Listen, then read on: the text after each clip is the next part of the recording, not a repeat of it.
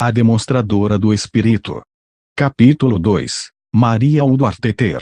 Senhor me concedeu a missão especial de promover o espírito de unidade e amor. Deus está levantando em toda parte pessoas que estão buscando mais dele, dizendo: venham nos ajudar. Queremos o espírito de amor. Queremos ver os sinais e maravilhas. 1. Não se tem notícia de alguém que tenha demonstrado tanto o poder do Espírito de Deus, desde o livro de Atos dos Apóstolos, do que Maria Udvarteter. Ela foi uma mulher de visão e força espiritual formidáveis, que se manteve firme ante uma feroz oposição, levantou sua pequena mão e permitiu que o Espírito Santo espalhasse seu fogo. A irmã Ether viveu no plano espiritual como um canal poderoso da direção divina e das manifestações sobrenaturais de Deus. Foi uma fiel amiga do céu e preferiu perder sua reputação secular para ganhar a espiritual.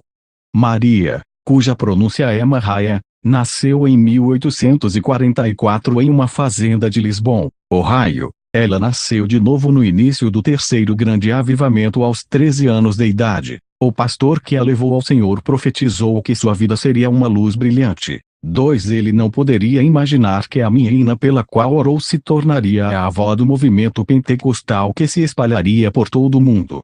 Maria logo sentiu o chamado de Deus e dedicou sua vida ao Senhor. A respeito de seu chamado, mais tarde escreveria: ouvi a voz de Jesus me chamando para sair pelos caminhos e recantos a fim de reunir as ovelhas perdidas. 3. Contudo, algo bloqueou este chamado. Ela era uma mulher e naquele tempo, as mulheres não tinham permissão para pregar.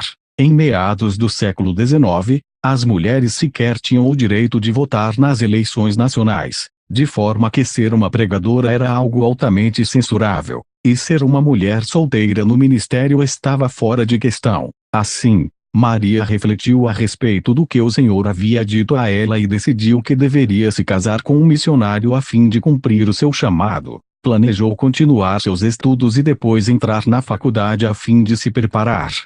Contudo, a tragédia chegou à sua família. Seu pai morreu enquanto trabalhava nos campos da fazenda da família, e ela retornou imediatamente para casa a fim de ajudar a amparar os seus. Agora, sua esperança de educação formal estava frustrada, de forma que decidiu levar o que considerava uma vida cristã normal. Anjos vieram ao meu quarto. Durante a Guerra Civil, Maria conheceu P.H. Woodward, que havia retornado do conflito por conta de ter sido dispensado após um ferimento na cabeça. Ela viveu um breve e intenso namoro com o soldado e logo estariam casados. Dedicaram-se à fazenda, mas nada conseguiram com esta atividade. Parecia que tudo estava falhando. Com o passar dos anos, Maria tornou-se mãe de 6 filhos. Assim, ela tentou levar uma vida familiar normal enquanto o Senhor continuava a chamá-la. Maria, absorvida totalmente com o papel de esposa e mãe, não pôde responder a este chamado. Casou-se com um homem alheio ao ministério, tinha 6 crianças para criar, e com isso mostrava-se enfraquecida. Então, uma grande tragédia acometeria o seu lar. Os Woodward perderam 5 de seus filhos para a doença. Maria conseguiu se reerguer deste triste acontecimento. Contudo, seu marido jamais se recuperaria da perda. Ela fez o que pôde para ajudá-lo enquanto criava a filha remanescente. Apesar de toda esta situação, nunca demonstrou amargura contra o Senhor, nem endureceu o coração por causa da perda. Maria, todavia, precisava de respostas para a dor que oprimia seu coração por causa da calamidade que se abateu sobre sua família. Recusando-se a desistir, ela começou a buscar a palavra de Deus. E, à medida que lia, percebia como as mulheres foram repetidamente usadas em toda a Bíblia. Leu a profecia de Joel que previa o derramamento do Espírito de Deus sobre homens e mulheres. Porém, Maria olhava para o céu e dizia: Senhor, não posso pregar. Eu não sei o que dizer e não tenho nenhum preparo. Não obstante, ela continuou a ler e a encontrar a verdade na palavra de Deus enquanto lutava contra o seu chamado. Mais tarde escreveria: quanto mais lia as Escrituras, mais elas me condenavam. 4. Então, Maria teve uma grande visão. Anjos vieram ao seu quarto e a levaram para o oeste, sobre planícies, lagos, florestas e rios, onde ela viu um vasto campo de trigo. À medida que a visão se descortinava, ela começava a pregar e via grãos que caíam em feixes. Então, enquanto pregava, Jesus lhe dizia: assim como os grãos caíram, pessoas cairão durante a tua pregação. 5. Finalmente, Maria percebeu que jamais seria feliz se não atendesse ao chamado. Em resposta a esta grande visão de Deus, ela se submeteu e com um sim ao seu chamado, pediu a ele que fosse ungida com um grande poder. Mulher não é sinônimo de fraqueza. Muitas mulheres que estão lendo este livro têm o chamado de Deus para pregar. Você tem recebido visões e unção do Espírito de Deus para ir e libertar os cativos. Deus tem lhe falado a respeito de cura divina, libertação e liberdade do Espírito. Portanto, jamais permita que espíritos religiosos silenciem o que o Senhor lhe falou. A religião gosta de anular as mulheres de seus ministérios, especialmente se são jovens. Você precisa aprender a obedecer a Deus sem questionar. Caso Maria tivesse respondido ainda jovem, possivelmente seus filhos não teriam morrido. Não estou dizendo que Deus matou seus filhos, apenas que, quando desobedecemos diretamente a Deus, nossas ações abrem a porta para as obras do diabo. Seu trabalho é destruir. O trabalho de Deus é trazer vida. Logo, aprenda a obedecer a Deus com ousadia. A ousadia atrai o poder de Deus e deixará seus acusadores sem fala em sua presença. Busque, também, mulheres fortes e que tenham ministérios sólidos para lhe ensinar. Deixe que estas palavras da irmã Ether revolvam o seu coração. Minha querida irmã em Cristo, assim que ouvir essas palavras, possa o Espírito de Cristo vir sobre você e lhe conceder o desejo de realizar o trabalho que o Senhor lhe designou. Este é o momento propício para que as mulheres deixem sua luz brilhar, para mostrarem os talentos que estiveram escondidos e enferrujados, e usá-los para a glória de Deus, fazendo tudo o que puderem com a força de suas mãos e crendo no poder de Deus que disse: nunca te abandonarei. Não vamos chorar fraquezas. Deus usará as coisas fracas deste mundo para confundir as fortes. Somos filhos e filhas do Deus Altíssimo. Não deveríamos honrar nosso chamado e fazer tudo para salvar aqueles que permanecem no vale da sombra da morte. Ele não enviou Moisés, Arão e Miriam para serem líderes. Baraque não ousou enfrentar o inimigo a menos que Débora os liderasse. O Senhor levantou homens, mulheres e crianças de sua própria escolha: Ana, Uida, Ana, a profetisa, esposa de Simeão, Febe, Narciso, Trifena, Pérside, Júlia, as Marias e as irmãs que colaboraram com Paulo. É menos apropriado para as mulheres servirem hoje em dia, no reino de Cristo e sua seara, do que no passado. 6. Busque o Espírito de Deus por si mesma. Se for chamada, terá de responder a esse chamado. Obedeça a Deus sem questionar. Ele cuidará dos detalhes. Eles choravam por toda a casa.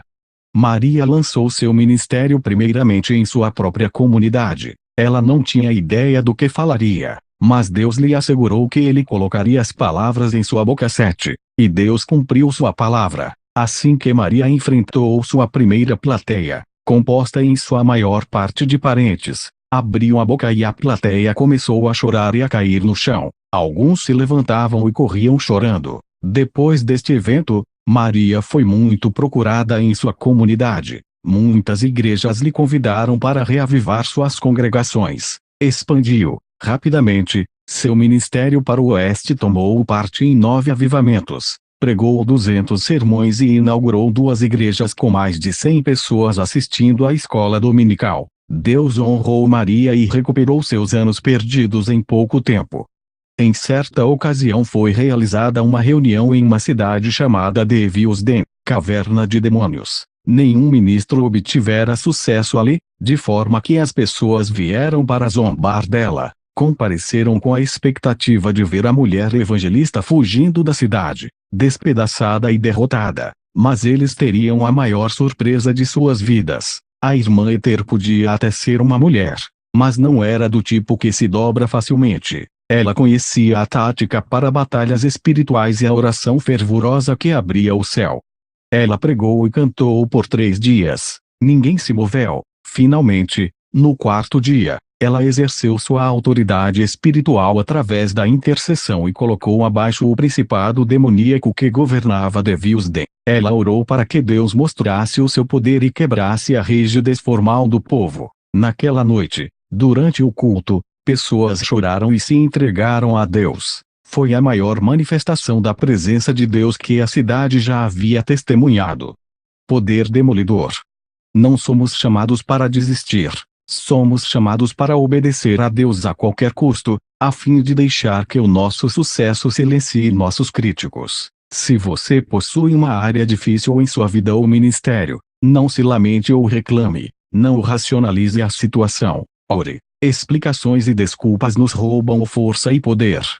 Não balance a cabeça e fuja. Use a autoridade que lhe foi concedida através de Jesus e destrua os poderes demoníacos que cegam as pessoas. Através da oração, invista-se de autoridade e construa um caminho claro para que o Espírito de Deus ministre aos corações das pessoas. A irmã Ether preparou seu espírito através da oração, resultando numa força invencível. Ela era conhecida como uma avivalista com poder para quebrar as forças que dominavam as cidades. Eles vieram gritando, pedindo perdão. A irmã Ether foi uma pioneira nas manifestações pentecostais tão comuns nos movimentos atuais. Somente após a sua pregação ao oeste de Ohio, em uma igreja que havia perdido o poder de Deus, é que a visão que tivera do feixe de trigo se tornou clara. Foi nesta igreja, onde as pessoas caíram em transe. 8. Esta foi a manifestação espiritual que marcou grandemente seu ministério, mas que lhe trouxe uma perseguição ferrenha. Até aquele momento, este tipo de manifestação não era conhecido da forma como acontece hoje em dia. A esse respeito, ela escreveu: 15 pessoas vieram ao altar gritando, pedindo perdão. Homens e mulheres caíam e ficavam como mortos. Jamais vira algo parecido com aquilo. Percebi que era a mão de Deus, mas não sabia explicar, nem o que dizer. 9. Após algum tempo deitadas no chão, essas pessoas se punham de pé em um salto, com os rostos brilhantes, dando glórias a Deus. A irmã Ether disse que jamais vira conversões tão deslumbrantes. Os ministros e anciãos choravam e glorificavam a Deus por seu poder pentecostal, e a partir desta reunião, o ministério da irmã Ether seria marcado por este tipo de manifestação, em que centenas se entregavam a Cristo após a sua pregação. A experiência do transe. Os transes se tornaram o assunto do momento. Centenas afluíam para provar deste derramamento do Espírito, enquanto outros vinham observar ou ridicularizar. Em determinado encontro, 15 médicos vieram de diferentes cidades a fim de investigar os transes. Um desses médicos era um líder, expert em sua área. A esse respeito, a irmã Ether assim escreveu: ele não quis admitir que o poder viesse de Deus. Ele se daria por satisfeito em provar que o fenômeno era outra coisa qualquer. Ele veio investigar, mas foi convidado a outra parte da casa. Concordou, na esperança de encontrar algo novo. Para sua surpresa, encontrou o seu filho no altar pedindo-lhe que orasse por ele. Ele não podia orar. Deus mostrou o que ele era, e o que estava fazendo. Então começou a orar em favor de si mesmo. Enquanto orava, caiu em transe, e viu os horrores do inferno. Estava caindo e, após uma terrível luta, Deus o salvava. A partir dali, começou a trabalhar para ganhar almas para Cristo. 10. A irmã Ether também narrou a respeito de um grupo de jovens mulheres que veio assistir à reunião com o intuito de se divertir imitando o transe. Contudo, elas foram imediatamente impedidas pelo poder de Deus, e sua zombaria se transformou em altos gritos pela misericórdia divina. 11. Certa vez, um ancião que havia viajado o mundo, estava visitando uma região onde Maria estava pastoreando. Ele era um homem religioso, de forma que decidiu assistir a uma das reuniões por curiosidade. À medida que a reunião prosseguia, ele fazia comentários jocosos com seus amigos a respeito da manifestação do poder.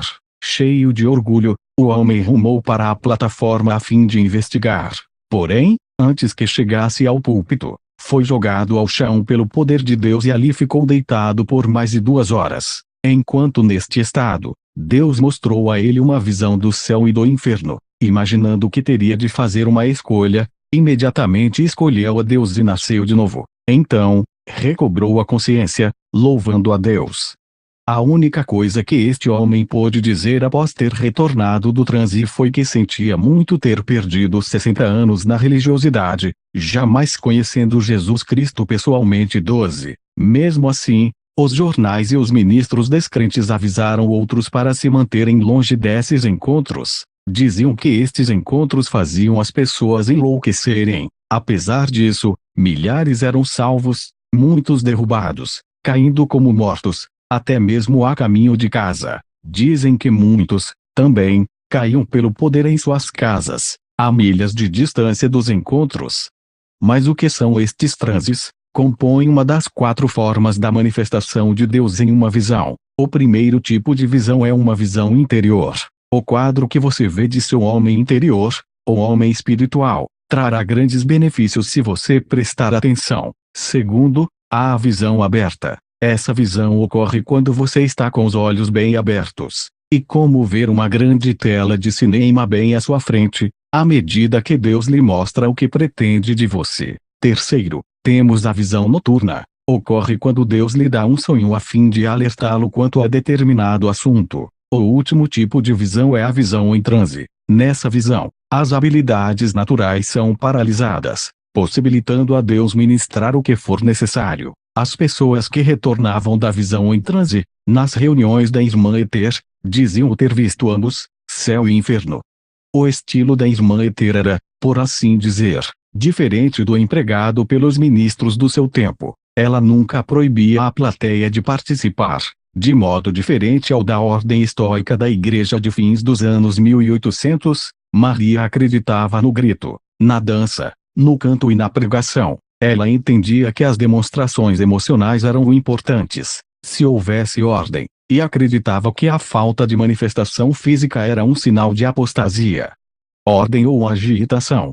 Acredito que Deus se mostra preocupado com as igrejas, hoje em dia, porque elas se recusam a permitir que o povo se expresse aberta e livremente para Ele. Se o povo não pode se expressar livremente para Deus, então Deus não pode se manifestar para este povo. Algumas pessoas têm medo de emoções na igreja. Elas não têm problemas em se emocionar em casa, ou em um evento esportivo. Porém, por alguma razão religiosa, acham que a igreja deve ser silenciosa e serena. Mas deixe-me dizer-lhe algo, o céu não é silencioso e sereno. Algumas pessoas terão uma grande surpresa quando morrerem e forem para o céu. Terão que aprender como se regozijar com todos os demais, pois o céu está repleto de vida e energia. Temos muito por que gritar aqui e lá.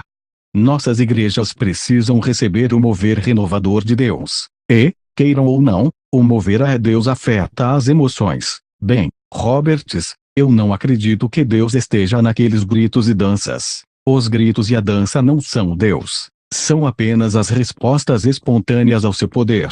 Você já colocou o dedo no soquete de uma lâmpada e ficou quieto. Quanto mais quando você toca a Deus. Quando Deus toca você, ocorre uma reação. Se você disser bem, e quanto aos exageros, eu digo porque nos preocupamos tanto com um fosso no caminho quando temos tanta estrada adiante para olharmos. Focalize a verdade e o que é falso irá desvanecer. Quando o poder de Deus estiver sobre você, você irá se deleitar. E quando você se deleita em algo, você demonstra isso. Então, aprenda a verdade a respeito do que Deus ama em seus adoradores, e pratique isto.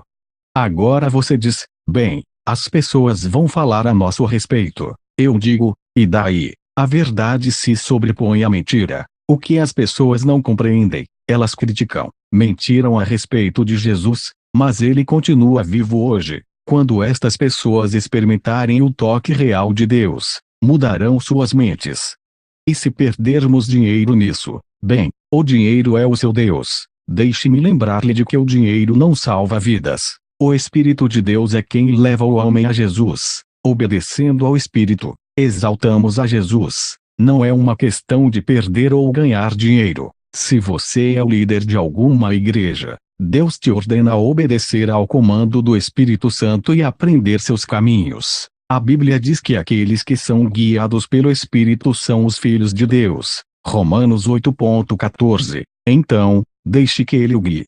Se você se deixar guiar pelo Espírito, as visões irão aumentar em sua igreja. Devemos ter um amadurecimento espiritual a fim de enfrentar qualquer tipo de problemas ou espíritos malignos. As religiões da nova era têm ido tão a fundo no reino dos espíritos enganadores que a Igreja de Cristo tem se mostrado receosa em procurar as reais manifestações do Espírito de Deus. No reino espiritual Deus hede, mas também os espíritos demoníacos. E se o Espírito Santo não for o seu guia quando estiver nesse ambiente, você estará sujeito ao lado demoníaco. Contudo, os adeptos da nova era não entram no reino espiritual através de Jesus Cristo. Entram por seus próprios meios. E é aí que são enganados. Não somos nada sem o sangue de Jesus. Alguns temem ser acusados de se envolver com a nova era ao buscarem a manifestação sobrenatural de Deus. Se você estiver seguindo o Espírito Santo, ele lhe manterá puro. Então, abra sua igreja para o mover de Deus, e aprenda com aqueles que vieram antes de você. Onde está o Espírito de Deus, aí há liberdade e também ordem. Não estou falando dos limites que são fixados por temor, ou controle denominacional. As pessoas estão famintas por Deus e por liberdade. Alguns irão viajar por continentes a fim de ouvir alguém que verdadeiramente conheça a Deus e as manifestações de seu Espírito. Elas caem atordoadas.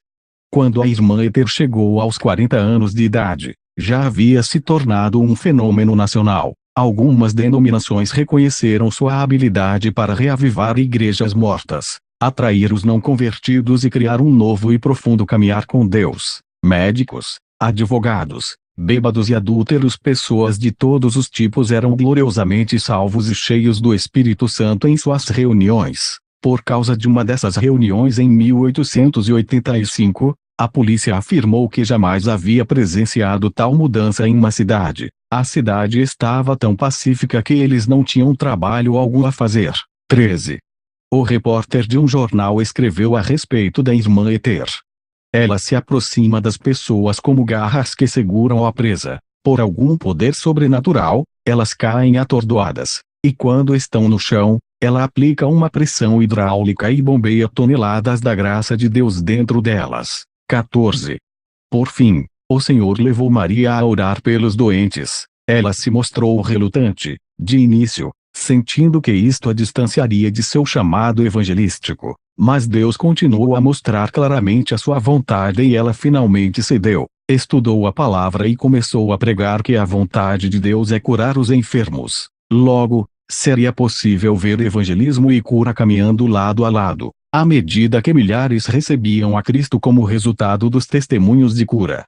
Maria pregava que a manifestação arrebatadora do Espírito não era novidade, era algo que a igreja havia perdido. 13. Ela se recusou a ser levada pelas doutrinas prediletas da moda, desejando apenas que o Espírito Santo fizesse o seu trabalho.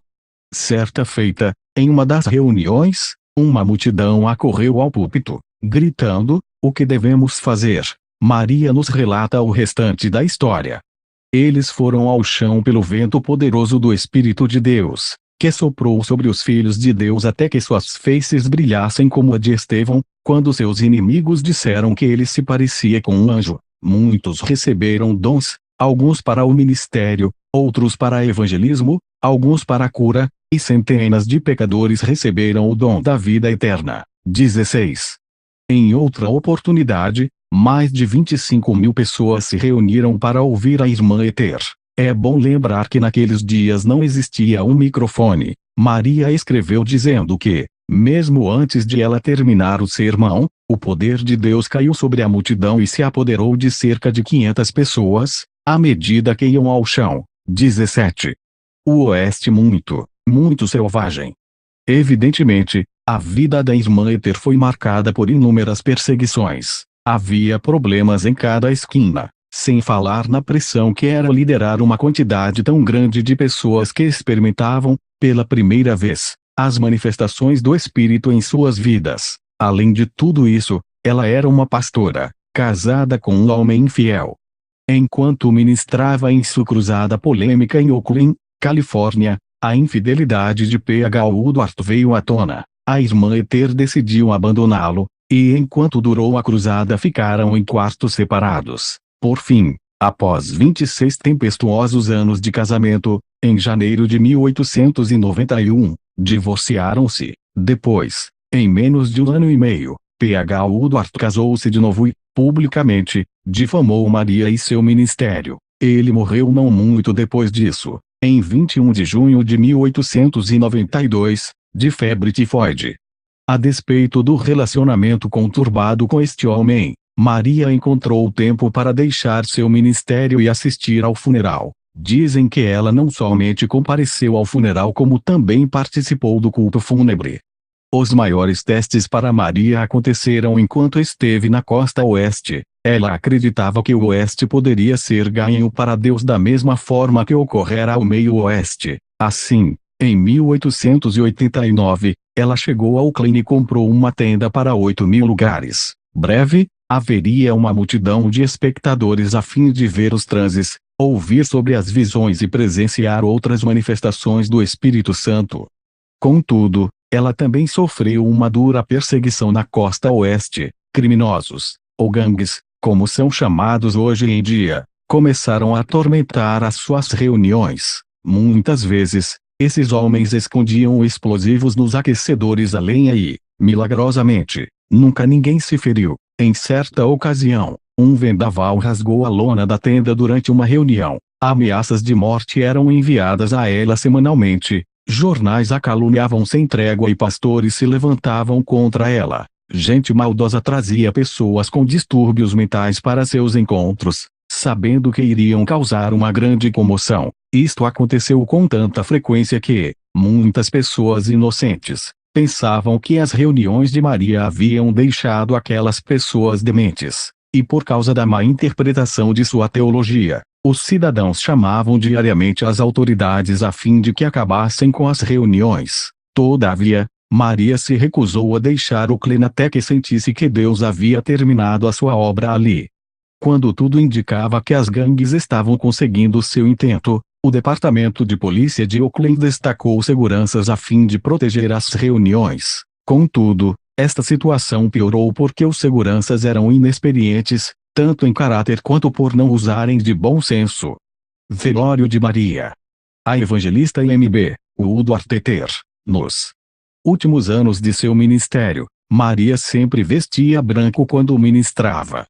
Então, veio uma dura profecia através de Maria. Ela anunciou que um desastre ocorreria na costa e a destruiria. Após ter anunciado isto, os jornais a aterrorizaram, tratando-a como uma criminosa. Eles fizeram citações errôneas e falsificaram a profecia de tal forma que não era possível conhecer o verdadeiro teor do que fora predito por ela. Depois, como era de se esperar, outros homens e mulheres, simulando serem guiados pelo Espírito, aproveitaram-se da situação. Enganados pelo inimigo, profetizavam mais destruição e tristeza para a costa oeste, causando uma grande controvérsia. A irmã Ether tinha muitos ministros proeminentes a seu favor, e muitos outros contra ela. Um deste último grupo era John Alexander Dowie. Enquanto ela permaneceu na costa oeste, ele se juntou aos que criticavam Maria e, publicamente, denegria o que chamara de evangelismo de transes, dizendo que o movimento não passava de um grande engano. 18. Não havia outro ministério, a não ser o de Maria, que se comparasse ao de Dowie em termos de curas e popularidade, de modo que ele, frequentemente, se referia a ela quando falava em abusos. Somente uma vez a irmã Ether se defendeu de Dowie publicamente. Ela usou estas palavras. Depois de afirmar em nossas reuniões perante milhares de pessoas, que ele nunca havia visto tal poder de Deus, e de forma tão maravilhosamente manifestada, e depois de aconselhar os seus a me apoiarem, percorreu toda a costa pregando contra mim e contra minhas reuniões, até que suas obras missionárias entraram em colapso. Sua única objeção era que alguns caíam, pelo poder de Deus, em nossos encontros. Ele fez conferências contra mim 2 ou 3 vezes em São Francisco, e disse que eu tenho parte com Satã. Muitos foram ouvi-lo, mas seu discurso se deu de tal forma que muitos se retiraram desgostosos no momento em que ele ainda falava. Eu disse às pessoas que eu havia sido sua amiga e que eu tratara como a um irmão, e que ele não estava lutando contra mim, mas contra Deus e sua palavra. Eu disse às pessoas que eu o entregaria nas mãos de Deus, e que eu seguiria adiante com o Mestre. Eu disse a eles que prestassem atenção na forma como nós iríamos sair disso tudo, e de como ele cairia em desgraça, e que eu estaria viva ainda, quando ele morresse. 19. A irmã Ether viveu 17 anos a mais do que John Alexander Dowie. Pode-se dizer que a irmã Ether cometeu alguns erros em sua cruzada em Oakland, mas não é de se espantar, tamanha a quantidade de ataques planejados contra ela. Contudo, devemos lembrar que em 1906, São Francisco sofreu o terremoto mais devastador da história da América. A profecia da irmã Ether em 1890, então se confirmaria.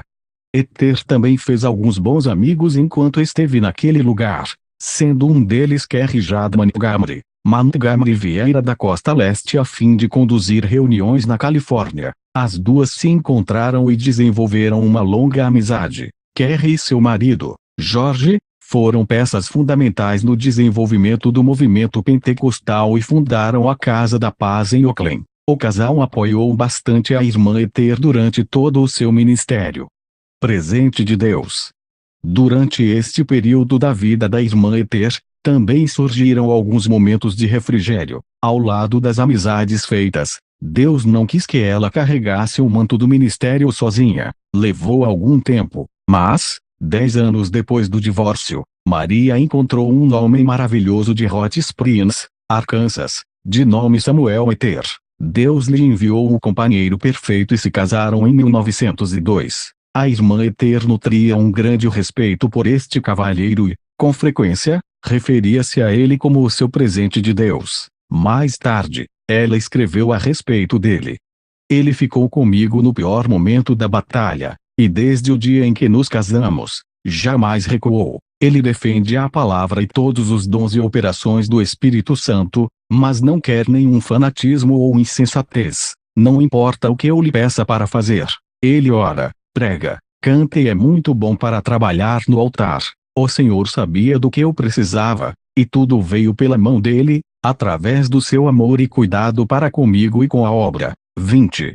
3 anos após o casamento com Samuel Ether, Maria desapareceu do ministério público e permaneceu em silêncio pelos 7 anos seguintes. Não se sabe a razão para esse longo silêncio. Contudo, quando ela ressurgiu, 7 anos depois, era tão poderosa quanto antes, tendo, agora, o suporte amoroso de um marido esplêndido. Samuel Ether amou e cuidou fielmente de Maria. Ele organizava todas as reuniões, e cuidou de todos os escritos dela, assim como da distribuição dos livros. Na verdade, o ministério da irmã Ether produziu diversos livros.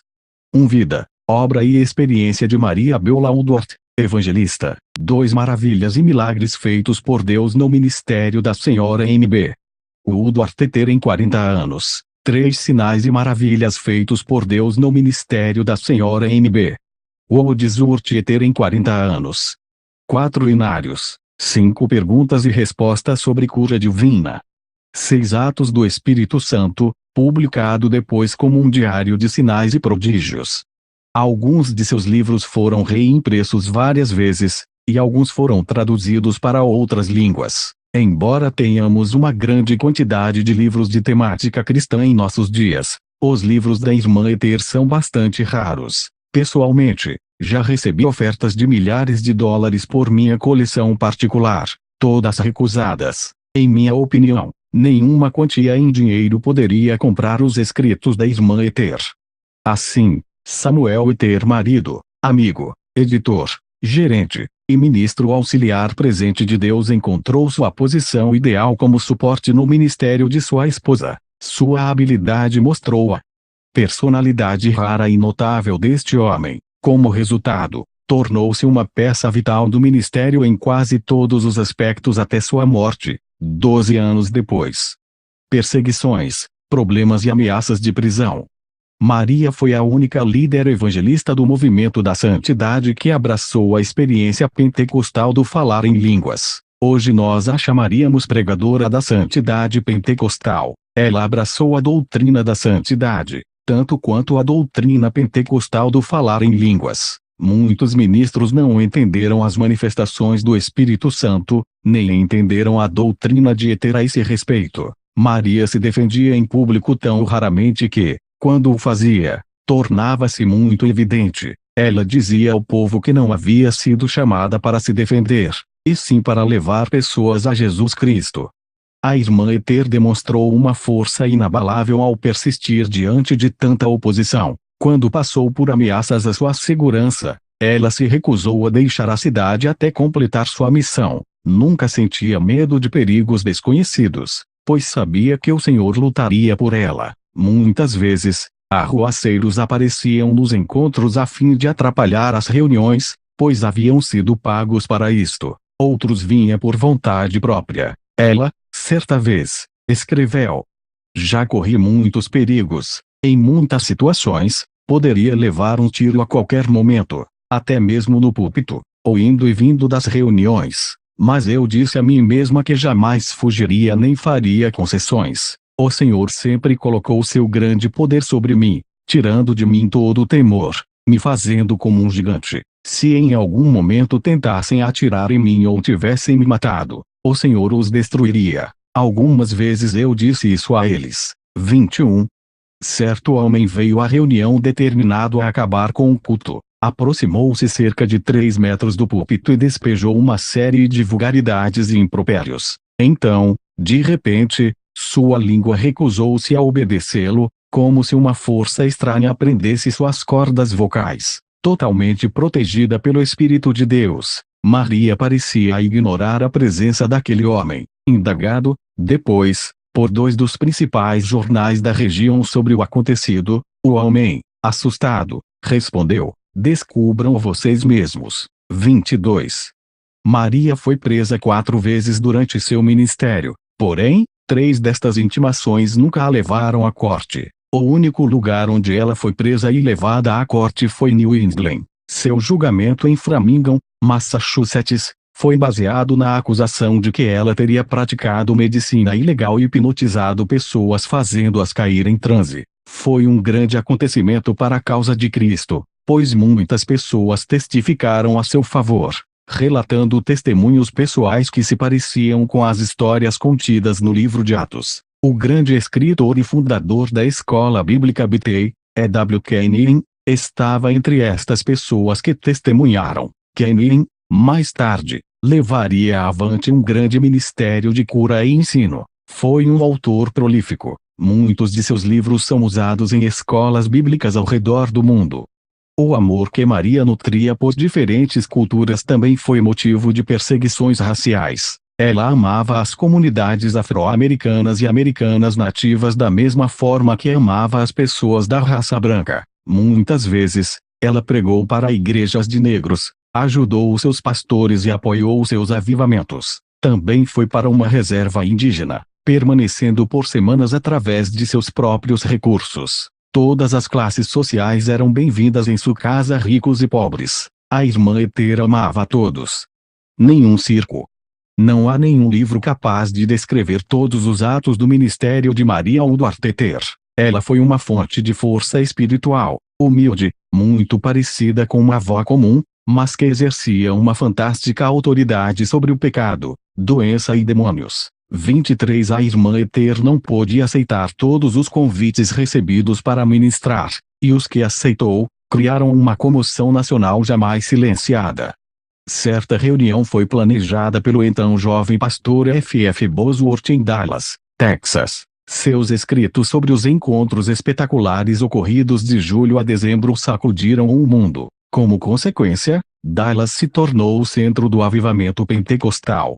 Certa noite, 3 ministros muito ilustres foram à reunião, uma vez que não havia lugares disponíveis. Os pastores perto do púlpito cederam seus assentos para estes homens. Relutantemente, os ilustres tomaram seus assentos. A reunião prosseguiu, com a costumeira demonstração do poder de Deus. Repentinamente, um dos renomados ministros caiu da cadeira em meio à serragem no chão, imóvel. Os outros 2 tentaram ignorar o ocorrido com o amigo. No entanto, em alguns minutos, o segundo ministro se juntou ao primeiro, caindo, retumbante, em meio ao pó. Então, o terceiro caiu da plataforma e se juntou aos outros dois no chão, todos imóveis. Os três permaneceram caídos sob o poder de Deus por mais de 3 horas. Finalmente, se levantaram um após o outro, batendo a poeira da roupa, caminhando entorpecidos para a saída. 24.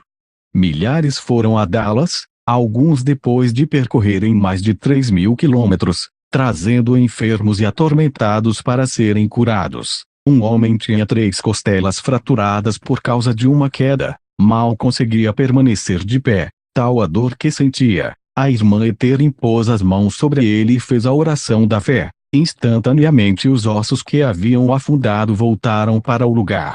A princípio, ele vacilou quando Maria o tocou, mas depois bateu na costela, constatando que a dor havia desaparecido. Outro homem foi trazido em uma maca, sofrendo de tuberculose. Sua situação era desesperadora, tinha também uma fístula, ferida aberta que deixou um buraco em seu corpo. Porém, quando Maria orou, o poder de Deus golpeou o homem. Ele pulou da maca e correu de um lado a outro em frente à plateia. Ele retornou para casa sentado como os demais, recuperando mais de 1,5 kg por dia a partir de então.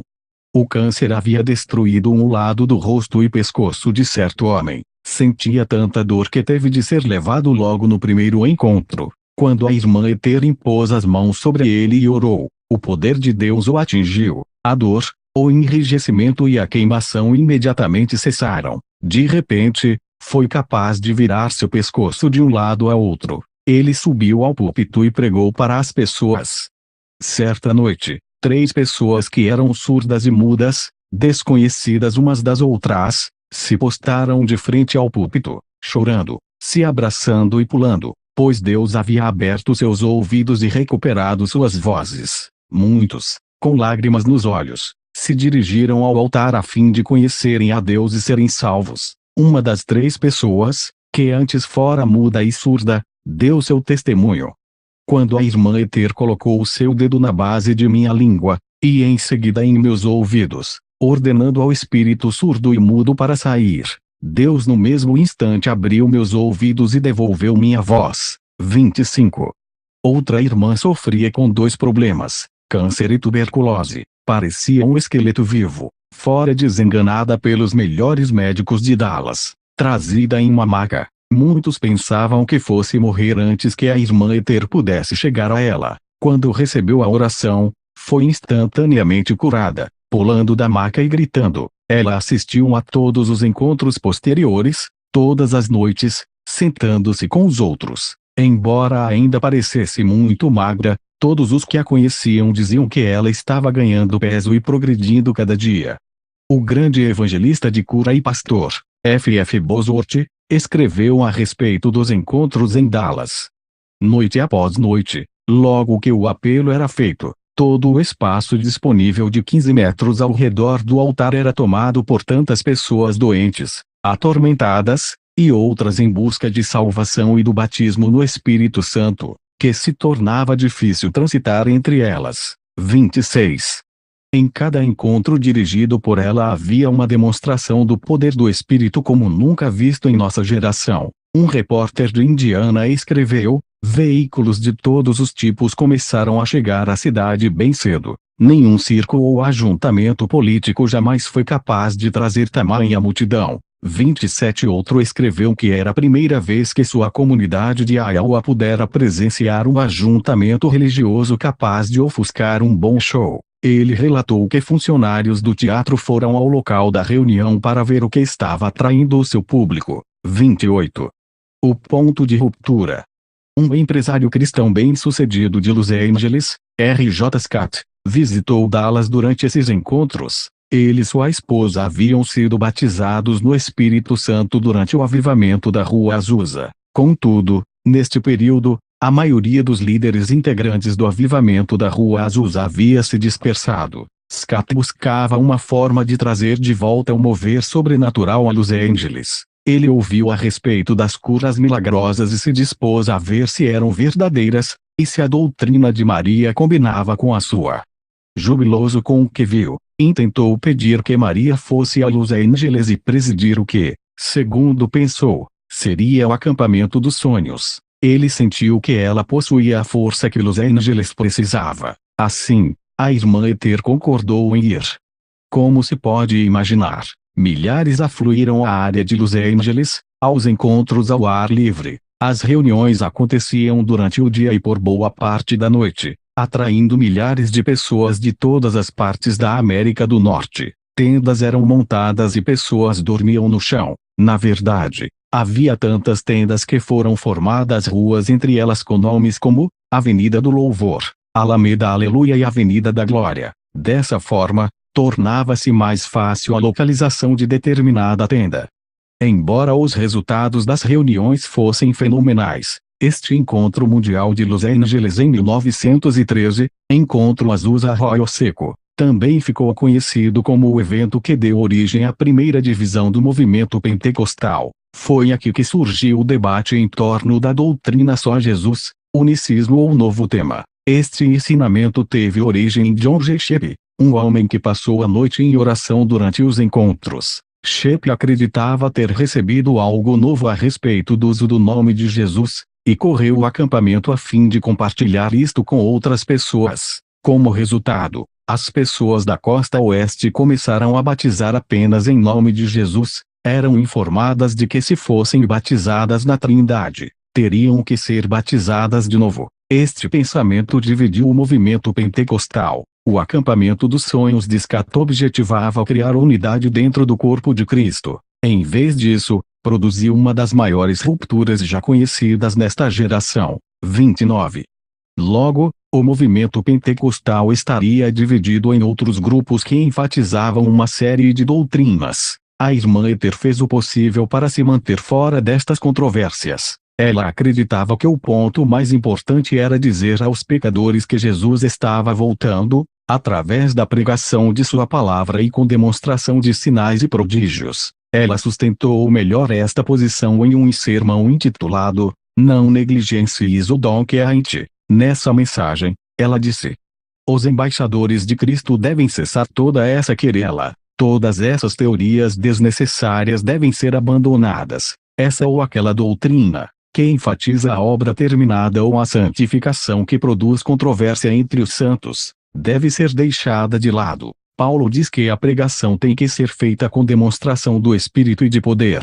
Deixem a palavra agir com a demonstração de poder, de forma que as pessoas possam ver o que Deus tem para elas. 30.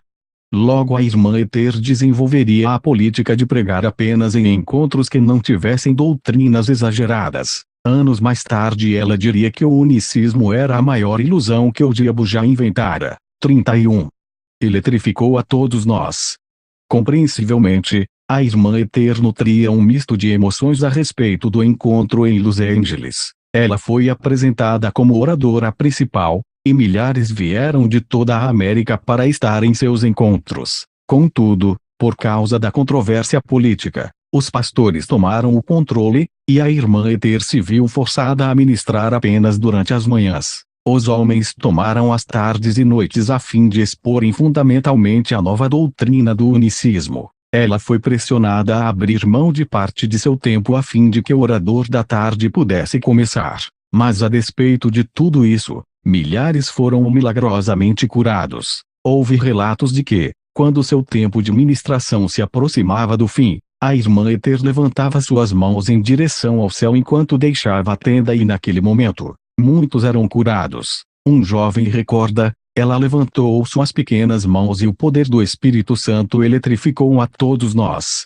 32.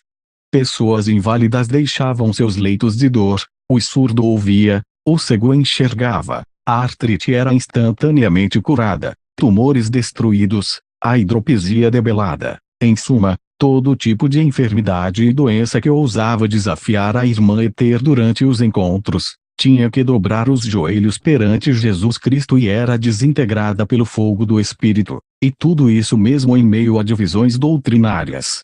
Elizabeth Waters lembra assim estes encontros: lembro-me como se fosse ontem, eu e uma amiga empurrando minha mãe em uma cadeira de rodas por 6 ou 7 longos quarteirões. 2 homens enormes colocaram a cadeira de rodas em frente ao púlpito circular que já estava rodeado de muitas outras cadeiras. Estava tão quente que minha mãe implorou para que eu a levasse de volta para casa, mas insisti que ficasse. Para a glória do Senhor, foi indicado, por revelação, que sua cadeira de rodas deveria ser colocada sobre o púlpito, onde uma pequena e linda senhora, que jamais esquecerei, falou com a minha mãe, eu a M.M.F.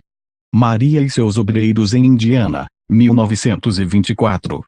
Vi respondendo com um meneio de cabeça, e então ela, a irmã Ether, bateu em seu peito. Pareceu-me rude. Era como se um raio a tivesse atingido, fazendo-a saltar e correr de alegria. Todo o povo gritava. Duvido que tivessem assistido algo parecido antes. Muitos outros milagres foram presenciados. Quase tivemos que amarrar minha mãe à cadeira de rodas na volta para casa. Ela queria andar, mas estava fraca, uma vez que estivera presa à cama por 2 anos. Quando chegamos em casa, minha avó e outros vizinhos estavam esperando por nós. Minha mãe levantou-se da cadeira de rodas e subiu as escadas. Todos gritaram e choraram. Daquele dia em diante minha mãe estaria totalmente curada, saudável, bem nutrida e temente a Deus. 33. Por causa das reuniões em Dallas e Los Angeles, a irmã Ether continuou a ser uma evangelista líder pelo resto de sua vida. Embora gostasse da vida itinerante, Deus teria ainda outro plano para ela. Ele ainda não havia terminado de escrever as páginas da sua história. Histórias do Tabernáculo.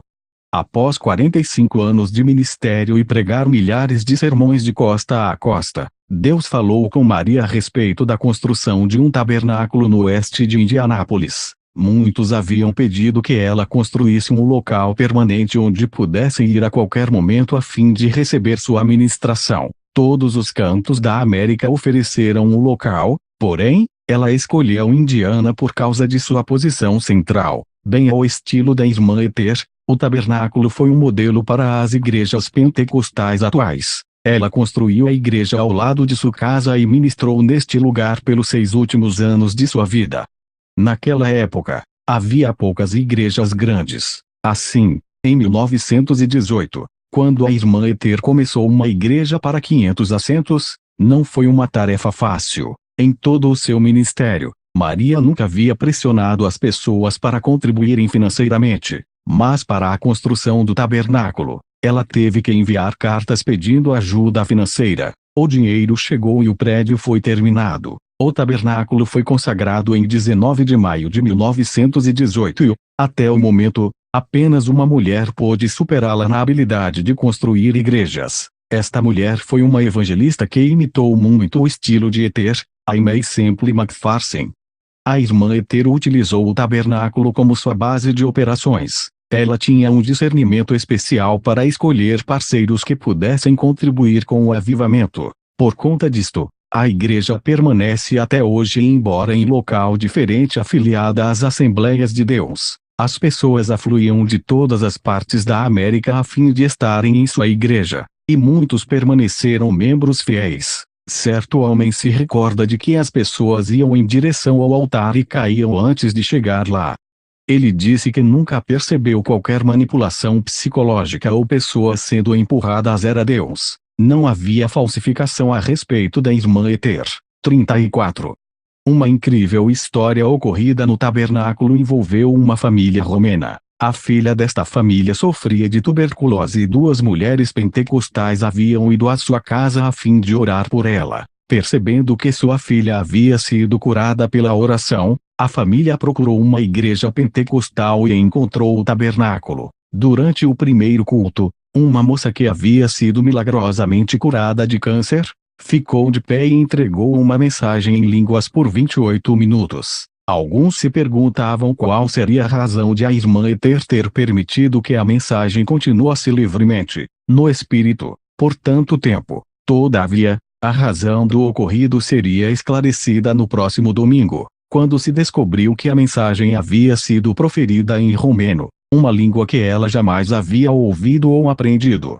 Esta pequena família romena ouviu uma mensagem de Deus em sua própria língua no momento em que entraram, e ficaram completamente aturdidos. O pai era o único que sabia falar inglês. Diziam que para Maria e os membros do tabernáculo estas experiências eram tão comuns nos cultos, quanto cantar a doxologia o é em algumas congregações. 35. Outra história do tabernáculo envolveu a cura de um menino. Ele sofria de tuberculose e desenvolveu um rumor do tamanho de um punho. Quando sua mãe o levou a Maria, disse: "Bem, cortaremos isto com a espada do Espírito." Diante desta palavra, a irmã Esther pegou sua Bíblia e golpeou o menino no pescoço, e ele foi curado. 36. Os grandes encontram os grandes. Uma das minhas histórias favoritas do tabernáculo é a do encontro entre Maria Woodworth-Etter e Aimee Semple McPherson. Naquele tempo, Aimee ainda era uma evangelista itinerante. Ela amava intensamente a irmã Esther e desejava ardentemente encontrar Maria e assistir a um dos encontros. Em minha opinião, creio que Aimee devorou tudo o que pôde acerca da irmã Esther, e fortaleceu seu próprio chamado em razão da coragem demonstrada por Maria.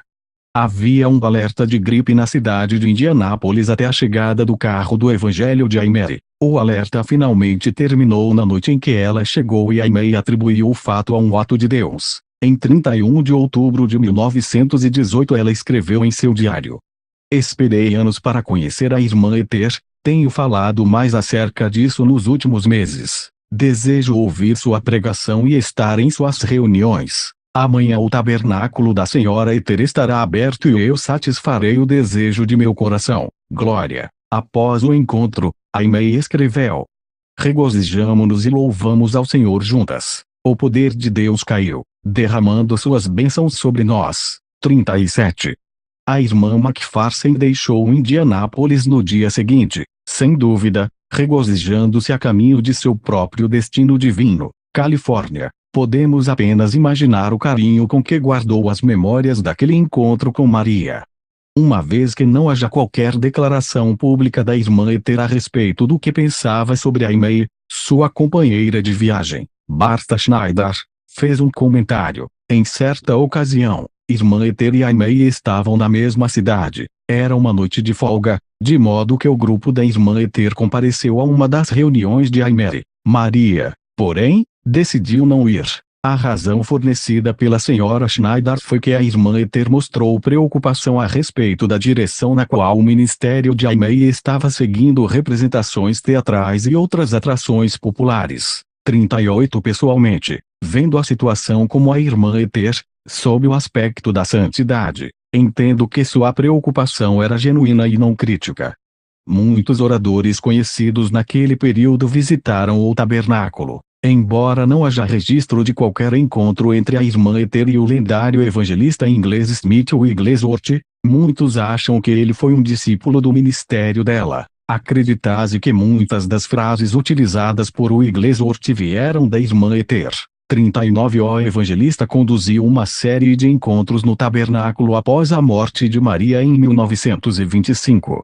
Para alguns de vocês, essas histórias podem parecer assustadoras. Compreenda que Deus está restaurando o mover sobrenatural na igreja de hoje. Alguns, ao lerem este livro, se mostrarão atemorizados a esse respeito. Deus tem dito a alguns de vocês que orem pelos doentes em suas igrejas, e vocês não estão obedecendo a este chamado. Talvez você não saiba muito acerca da vontade de Deus para curar. Talvez você se sinta confuso. E a vontade de Deus que o homem seja liberto. Ele veio para destruir as obras do diabo, e não quer que as toleremos e vivamos com elas. A igreja de hoje precisa aprender a lidar com o destruidor e a levar a verdadeira vida ao povo.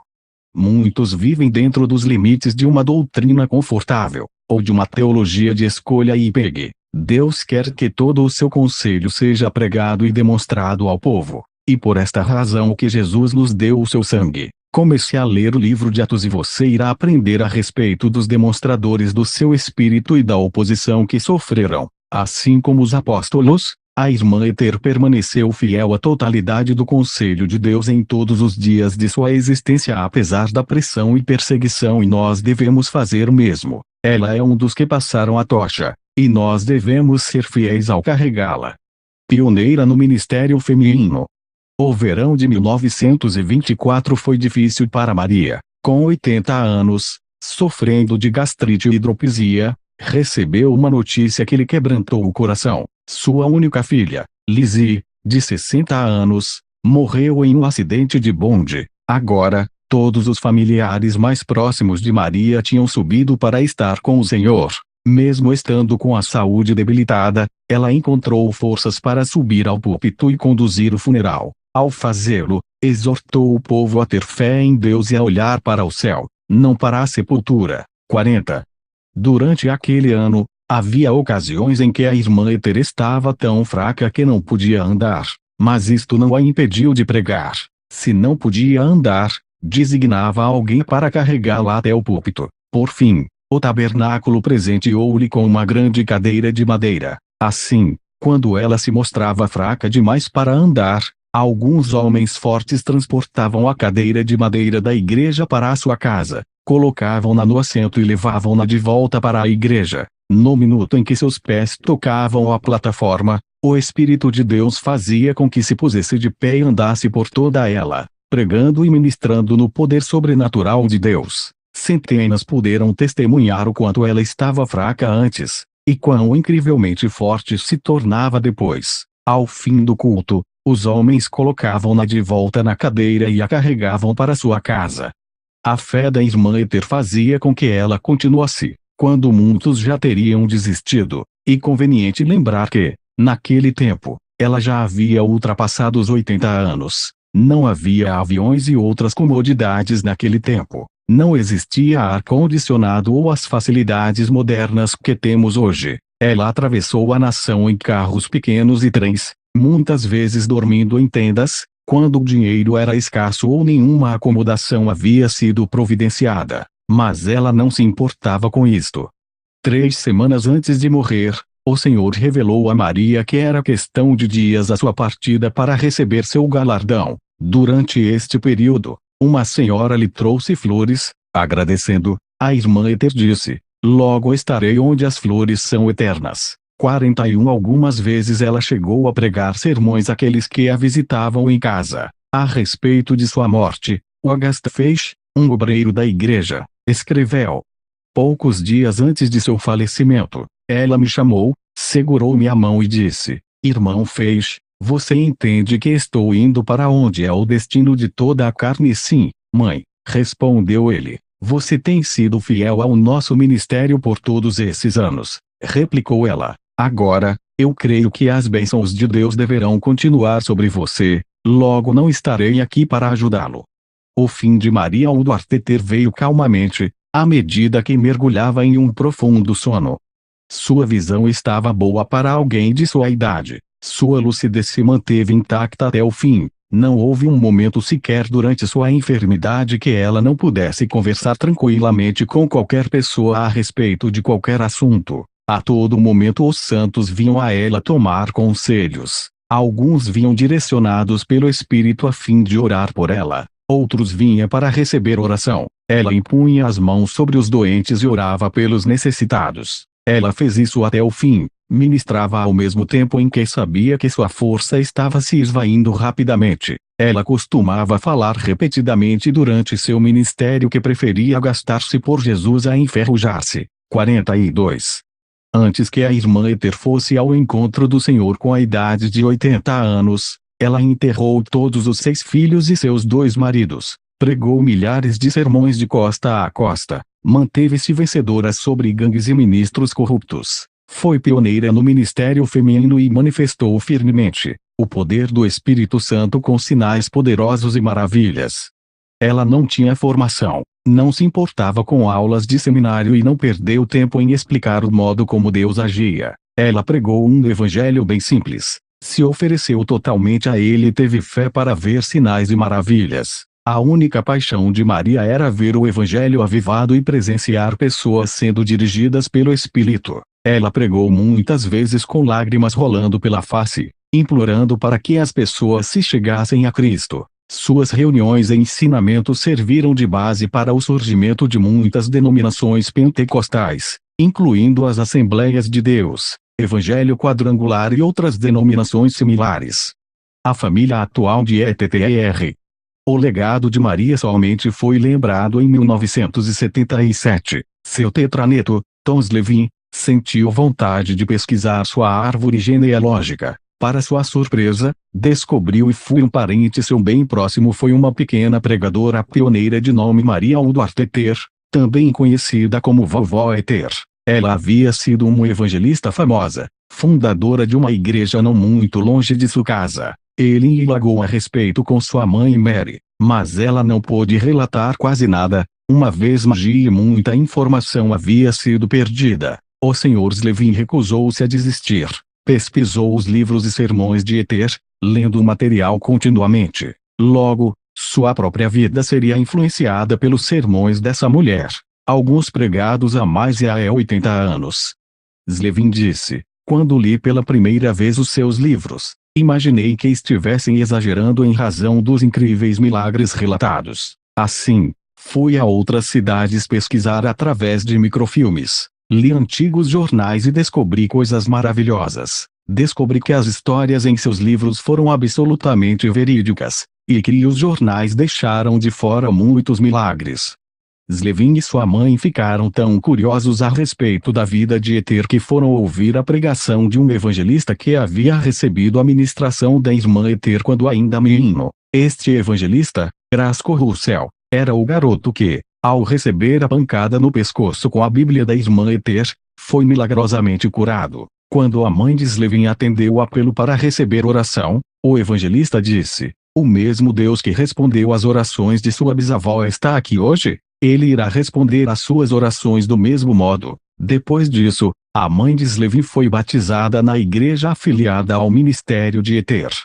Slevin gosta de comparar o ministério de sua tetravó Eter com o de Smith Wigglesworth. Ele percebeu uma similaridade no relacionamento que os dois mantinham com Deus, principalmente na área da fé. Embora tenha muitas histórias favoritas, Slevin lembrou-a do encontro de John G. Lake com Eter em 1913. Dizem que após o encontro, Lake aconselhou seu rebanho a orar como a mãe Eter. A partir desta pesquisa, Slevin compreendeu melhor a personalidade de sua tetravó. O que mais me impressionou, conta ele, foi como ela dedicou completamente a sua vida a Deus. Maria era diferente de muitos hoje em dia. Ela ia onde Deus a levava. Não importava se para 20 ou milhares de pessoas. Seu tempo pertencia a Deus. Nunca estava ocupada demais para fazer o que ele pedia. Todos eram importantes para ela, pois eles eram importantes para Deus. Esta é a razão pela qual Maria conhecia tão bem a Deus. Eis o motivo pelo qual ela podia socar o estômago ou bater no pescoço de alguém. Ela conhecia a Deus e sabia que ele iria curá-los. 43 Não resta dúvida de que a herança espiritual da irmã Eter será perpetuada através da família de Slevin. Uma visão pessoal. Pelas minhas observações pessoais, o ministério que a irmã Eter conduziu ultrapassou o tempo e permanece vivo ainda hoje. Todos os ministérios devem ser seguidos de sinais e maravilhas. Do contrário, os ministros estarão apenas brincando de ministério. Se o seu ministério estiver seguindo os preceitos de Jesus, então os sinais e maravilhas irão se manifestar. Os diferentes tipos de ministérios e métodos variam de pessoa para pessoa. Ninguém pode operar de forma idêntica, pois temos características próprias e existem muitos povos com características diferentes a serem alcançados. Contudo, quando temos um ministério que opera com a mesma magnitude que outro do passado, costumo dizer que o manto passou de um para o outro. Um manto é um termo espiritual que pode ser descrito, no plano natural, como um casaco ou um chale. Quando vestimos este manto, operamos de forma similar ao ministério do qual recebemos. Partindo desse ponto de vista pessoal, parece-me que a May Simple McPherson perpetuou o legado de Eter, mostrando sinais, maravilhas e bravura. Acredito que ela recebeu o manto de Maria. A partir de McPherson, um manto parecido foi repassado para Kathryn Kuhlman. Kuhlman também ficou conhecida pela grande magnitude de milagres em seu ministério e pela intimidade com o Espírito Santo. Atualmente, parece-me que um manto similar foi passado de Kuhlman para Benjamin, embora este último não goste dessa analogia. Ina acha que recebeu seu próprio manto de Deus, e não um que já pertencera a outro. Ele é o grande pastor e evangelista da cura em Orlando, Flórida. Não se enferruje. Maria Duarte alcançou muitos milhares de pessoas por toda a América com a mensagem de libertação de Jesus Cristo. As seguintes palavras foram escritas sobre ela: Glória a Deus e ao Senhor Jesus por tê-la chamado, revestido de poder, guardado e feito dela uma mãe em Israel para nós. O mesmo amor que zelava por ela está agora à nossa disposição. Amém. 44. Sinais poderosos e maravilhas estão de volta à terra. Cultive os tesouros divinos dentro de você através das experiências e da palavra. Traga-os para a superfície por meio da oração e obediência. Acredite que, através de você, Deus pode operar sinais e prodígios. Disponha-se a ser um instrumento neste momento e se apresse a receber a plenitude de Deus em você. Não permita que os reveses da vida lhe frustrem e lhe impeçam. Clame pelo poder do Espírito e complete sua carreira em total vitória. Adote as palavras da irmã Ether. É preferível se desgastar por Jesus Cristo a ficar enferrujado. Não pare até que você tenha terminado. O mundo está procurando a resposta e está dentro de você. Capítulo 2. Maria Duarte TR Referências.